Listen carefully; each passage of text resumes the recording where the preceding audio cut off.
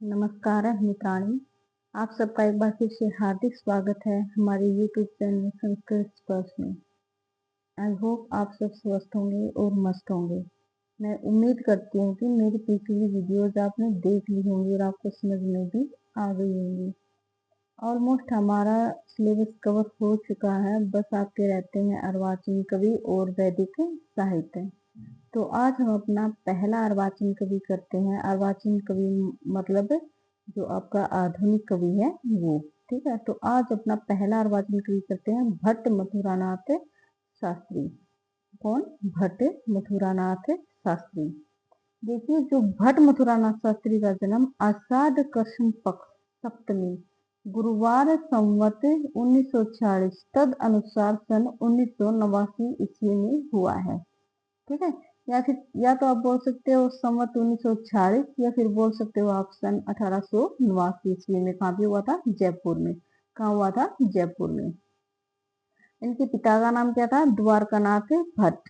इनके पिता का भट्ट मथुरानाथ शास्त्री के पिता का नाम क्या था? द्वारकानाथ भट्ट। माता का नाम था जानकी देवी और इनके गुरु थे लक्ष्मीनाथ द्रविड़, गोपीनाथ शास्त्री दादी, ठीक है, हरिदत्त ओझा और विधावा चषपति मधुसूदन ओझा। ये चार थे इनके गुरु, ठीक है। पुत्र कौन थे? देवर्षि कलानाथ शास्त्री, ठीक है। इनके पुत्र का नाम क्या था? देवर्षि कलानाथ शास्त्री। शिक्षा क्या है इनकी? साहित्य आचार्य और व्याकरण शास्त्री। उपाधियां कौन कौन सी इनकी? कवि श्रोमणी, साहित्य वारिधि, कवि रतन, कवि सार्वभौम और कवि सम्राट। कौन सी हैं? कवि श्रोमणी, साहित्य वारिधि, कवि रतन, कवि सार्वभौम और कवि सम्राट, ठीक है। इनके पद कौन सा मिला था इनको? महाराजा कॉलेज जयपुर में संस्कृत में सहायक प्रोफेसर, महाराज संस्कृत कॉलेज जयपुर में साहित्य प्रधानाध्यापक, जयपुर राज्य के विद्यालयों के निरीक्षक, ठीक है। इनकी रचनाएं कौन कौन सी? इन्होंने अनेक रचनाएं लिखी हैं, जिनमें से एक है आपकी जयपुर वैभवम। कौन सी है? जयपुर वैभवम। इस काव्य में गुलाबी नगरी जयपुर का विस्तार से सौंदर्यात्मक चित्रण किया गया है। इस काव्य की विषय वस्तु कितनी विषयों में विभक्त है? 8। कितनी विषयों में विभक्त है ये? 8। किसकी? जयपुर वैभवम। 8 विधि कौन सी है? आमुख विधि, नगर विधि, राज विधि, उत्सव विधि, नागरिक विधि, उद्यान विधि, अभिनंदन विधि और ब्रज कविता विधि, ठीक है। इस काव्य में जयपुर के दर्शनीय स्थलों का वर्णन के साथ ही जयपुर की परंपरा, रीति रिवाज, उत्सव, मेले, त्योहारों का भी अपनी पांडित्य शैली में क्या किया गया है? वर्णन किया गया है। नेक्स्ट रचना है इनकी साहित्य वैभवम। साहित्य वैभवम इस काव्य में वर्णित विषय नवरस विधि व गीत विधि 2 भागों में विभक्त है। साहित्य वैभवम कितने भागों में विभक्त है? 2। कौन सी? नवरस विधि और गीत विधि। इसमें उर्दू गजल को बेहर नामक छंद में प्रस्तुत किया गया है। याद रखना भाई, ठीक है। इसमें उर्दू गजल को कौन से छंद में प्रस्तुत किया गया है? बेहर। तथा संस्कृत के छंदों का नवीन रूप उद्घटित किया है। काव्य में 6 ऋतुओं का बहुत ही सुंदर वर्णन किया गया है। नेक्स्ट है गोविंद वैभवम। यह भक्ति रस युक्त मुक्तक काव्य है। पूछ सकते हैं कि भट्ट मथुरानाथ शास्त्री का भक्ति रस युक्त मुक्तक काव्य कौन सा है आपका? गोविंद वैभवम। 49 प्रकरणों में विभक्त इस काव्य में भगवान गोविंद की भावपूर्ण स्तुति तथा नवधा भक्ति का वर्णन है। यह काव्य गीता प्रेस गोरखपुर से 1957 में प्रकाशित हुआ है। नेक्स्ट है मनोलहरी। यह खंड काव्य है। इसमें 20 पद्य हैं। इसकी विषय वस्तु में संस्कृत भाषा की महिमा का मंडन किया गया है, ठीक है। कितने खंड काव्य हैं इसके अंदर? कितने पद हैं? 20 पद्य हैं। और खंड काव्य कौन सा है इसका? मनोलहरी, ठीक है। नेक्स्ट है समस्या संदूक। इस काव्य में समस्या पूर्ति परक मथुरानाथ शास्त्री द्वारा लिखित इस रचना का संपादन इनके ज्येष्ठ पुत्र देवर्षि कलानाथ शास्त्री द्वारा किया गया है, ठीक है। इन महत्वपूर्ण रचनाओं के अतिरिक्त इन्होंने लघु साहित्य, ऐतिहासिक ग्रंथ, निबंध और टीकाएं भी इन्होंने लिखी हैं। इनके लघु साहित्य कौन से हैं? भट्ट मथुरानाथ शास्त्री ने अनेक विषयों से संबंधित विभिन्न लघु कथाएं लिखी हैं जो सामाजिक संदेश देती हैं, जैसे सरला, अनादत्ता और प्रतिशोध इत्यादि, ठीक है। ऐतिहासिक ग्रंथ कौन से हैं इनके? वीर परीक्षा, सिंदूर, सिंहयोग। प्रेम संबंधी कथा है प्रेम विजय है, निराश प्रणय है, प्रेमणय प्रतिपादनम। हास्य कथा कौन सी है? मिस्टर से गीता ज्ञानम, चंडूला है शिक्षा और फाल्गुन गोष्ठी इत्यादि। देखिए भाई, जो ये अर्वाचीन कवि है इनमें कुछ समझाने का कुछ नहीं है। ठीक है, मैं एक बार आपको पढ़ के बता देती हूँ, आप इस वीडियो को देख लेना, एक या दो बार, 2 या 3 बार देख लेना। तो अगर इसमें से कुछ पूछा जाता है तो आप आसानी से वहां पे बता दोगे। ठीक है। मनोविज्ञान पर कथा कौन सी है इनकी? प्रतीकात्मक और प्रयोगात्मक। ये तो याद तो आपको ही करनी पड़ेगी भाई। इन्होंने विभिन्न विषयों पर लगभग 107 निबंध लिखे हैं, जिनमें से 80 निबंध अलग अलग पाठ्यक्रमों में आज भी प्रायोगिक हैं। इनके द्वारा लिखित निबंध 5 वर्गों में विभक्त हैं। कौन से? वर्णनात्मक निबंध, विचारात्मक निबंध, ललित निबंध, विवरणात्मक निबंध और समीक्षात्मक निबंध। ठीक है, निबंध 5 वर्ग याद रखना भाई।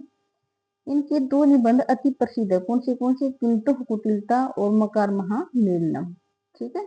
इनकी टीकाएं ग्रंथ हैं। कवि शिरोमणि भट्ट मथुरानाथ शास्त्री ने अनेक प्रौढ़ व पारंपरिक ग्रंथों पर टीकाएं लिखी हैं। जैसे कादम्बरी की कौन सी है? चषक वृत्ति टीका। रस गंगाधर की है सरला टीका। ईश्वर विलास महाकाव्य की है विलासिनी टीका आदि। इनके अतिरिक्त भट्ट मथुरानाथ शास्त्री ने अनेक पत्रिकाओं का संपादन भी किया है तथा सामान्य परिचय के तौर पर 1904 में जयपुर से प्रकाशित होने वाली पत्रिका संस्कृत रत्नाकर के प्रथम संपादक भट्ट मथुरानाथ शास्त्री थे। ठीक है। भारतीय पत्रिका का संपादन भी 1934 में स्वीकार किया गया, जो इनकी मृत्यु पर्यंत चलता रहा। इनकी अन्य रचनाएं हैं आदर्श रमणी उपन्यास, मानसिंह उपन्यास, गाथा रत्न समुच्चय, विनोद वाटिका, साहित्य कुसुम वाटिका, ईश्वर विलास महाकाव्य, धातु प्रयोग परिजात, शिलालेख ललंतिका, पदम मुक्तावली। ठीक है। इनके द्वारा रचित भारत वैभव रचना अप्रकाशित है। इसमें कुछ इंपोर्टेंट है वो याद रखना। जैसे एक उर्दू वाली थी। ठीक है। इनकी अप्रकाशित रचना कौन सी है? भारत वैभवम है। इनकी जो 2 अति प्रसिद्ध हैं वो कौन सी है? 2 निबंध, किंतु कुटिलता और मकार महामेलनम। ठीक है। और निबंध को कितने वर्गों में विभक्त किया गया है? 5 वर्गों में विभक्त किया गया है। ठीक है। इनका नाम, इनके पिता का नाम, इनकी माता का नाम है। ठीक है। यहाँ पे इनको याद रख लेना भाई जरूर से। ठीक है, क्योंकि रचनाएं ही इतनी तो याद होंगी ही नहीं आपको। ठीक है, फिर भी आप एक बार देख लेना। भट्ट मथुरानाथ शास्त्री ने अपनी रचनाओं में मंजूनाथ शब्द का उपनाम के रूप में प्रयोग किया है, अतः इन्हें मंजूनाथ शास्त्री नामक उपनाम से भी संबोधित किया जाता है। जैसे ये इंपॉर्टेंट लाइन है। ठीक है। इन्होंने मंजू कविता निकुंज नाम की काव्यमाला को भी प्रकाशित किया है। इस काव्यमाला में त्रयः वैभवम में समाहित किया गया है। 3 वैभवम कौन से हैं? जयपुर वैभवम, साहित्य वैभवम और गोविंद वैभवम। ठीक है। सम्मान और अलंकार इनके। भट्ट मथुरानाथ शास्त्री की विद्वता से प्रभावित होकर राजस्थान संस्कृत अकादमी द्वारा 2004 में भट्ट मथुरानाथ शास्त्री साहित्य सम्मान प्रारंभ किया। ठीक है। 2004 में कौन सा सम्मान प्रारंभ किया? भट्ट मथुरानाथ शास्त्री साहित्य सम्मान प्रारंभ किया। यह पुरस्कार सर्वप्रथम 2004-05 में पद्मिनी नामक उपन्यास के प्रणेता पंडित मोहनलाल शर्मा पांडे को प्रदान किया गया था। ठीक है। सबसे पहले भट्ट मथुरानाथ शास्त्री साहित्य सम्मान किसको प्रदान किया गया था? पंडित मोहनलाल शर्मा पांडे को। कौन सी रचना के लिए? पद्मिनी नामक उपन्यास के लिए। ठीक है। और कब स्टार्ट हुआ था ये? 2004 में। 1936 में अखिल भारतीय संस्कृत साहित्य के सम्मेलन में उन्हें कवि शिरोमणि उपाधि से तथा 1943 में काशी के भारत धर्म महामंडल ने साहित्य वारिधि उपाधि तथा विभिन्न अन्य संस्थानों ने कवि सार्वभौम आदि उपाधियों से सम्मानित किया। 1963 में राजस्थान सरकार ने उन्हें सर्वप्रथम विद्वान सम्मान दिया। तब से यह परंपरा चल पड़ी, जो आज भी संस्कृत दिवस पर विद्वानों के सम्मान के रूप में जीवंत है। संस्कृत दिवस कब मनाया जाता है भाई? हर जो आपका श्रावण मास आता है उसकी पूर्णिमा के दिन आपका संस्कृत दिवस मनाया जाता है। ठीक है। इस प्रकार साहित्य साधना में लीन इनका 4 जून 1964 को स्वर्गवास हो गया। इनकी स्मृति में भारतीय संस्कृत पत्रिका, स्वर मंगला पत्रिका तथा संस्कृत समाज के द्वारा श्रद्धांजलि विशेषांक प्रकाशित किए गए। ठीक है। डॉक्टर बलदेव उपाध्याय द्वारा प्रकाशित संस्कृत वाङ्मय का बृहत्तम इतिहास नामक ग्रंथ में आधुनिक काल को 3 युगों में विभक्त करते हुए 1930 से 80 के समय को भट्ट मथुरानाथ शास्त्री के नाम से भट्ट युग की संज्ञा दी। किन होने दी? डॉक्टर बलदेव उपाध्याय द्वारा। ठीक है। कौन से नामक ग्रंथ में? संस्कृत वाङ्मय का बृहत्तम इतिहास में। ठीक है भाई, ये था आपका भट्ट मथुरानाथ शास्त्री। ठीक है। इसमें कुछ चीजें इम्पोर्टेंट है, क्योंकि इतने बड़े तो आप भी हो गए, क्योंकि आपको पता चल जाएगा कि पढ़ने से कि क्या इसमें से इम्पोर्टेंट है और क्या नहीं है। ठीक है। रचनाएं तो इसकी इतनी है जो इतनी याद होंगी नहीं। ठीक है। लेकिन फिर भी आप इसको, आप मेरी वीडियो को 2 या 3 बार देखोगे ना, तो आपको इजीली, आप अगर एग्जाम में आता है कोई क्वेश्चन तो आप ऑप्शन देके आप इजीली कर लोगे, क्योंकि मेरी वीडियो इतनी बड़ी तो है नहीं, क्योंकि जो आपका ज्यादा टाइम वेस्ट करेंगी। ठीक है।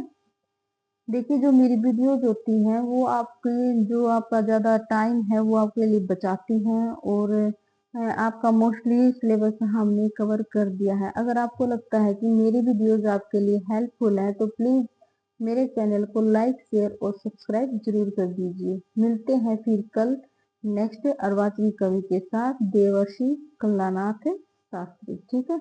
देवर्षि कलानाथ शास्त्री कौन थे? भट्ट मथुरानाथ शास्त्री के पुत्र। ठीक है। तब तक के लिए अपना ध्यान रखना। धन्यवाद।